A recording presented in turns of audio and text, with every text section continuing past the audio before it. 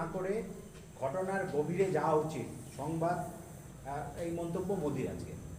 ভারতবর্ষের প্রধানমন্ত্রী উত্তর মেরু থেকে দক্ষিণ মেরু পৃথিবীর যেখানে যা যা ঘটে তুরন্ত তার টুইটার হ্যান্ডেল সক্রিয় হয়ে যায়, তার মুখে নানা রকমের বাণী আমরা শুনতে পাই। কিন্তু ভারতবর্ষের পার্লামেন্ট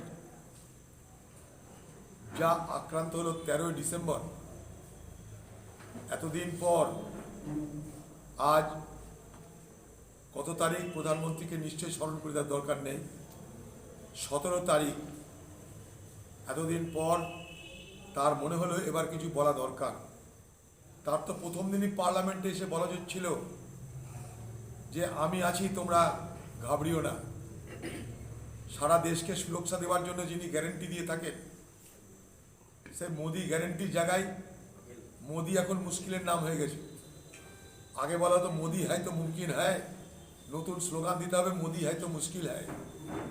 অতএব প্রধানমন্ত্রীর অনেক আগে যে কাজ করা উচিত ছিল, বিরোধীদের চাপে তাকে আজকে মুখ খুলতে হয়েছে, ভারতবর্ষের মানুষের চাপে তাকে আজকে মুখ খুলতে হয়েছে। এ কথা তার পার্লামেন্টের মধ্যে এসে দাঁড়িয়ে বলা উচিত বলে আমি মনে করি। এটার নামই কাটসি।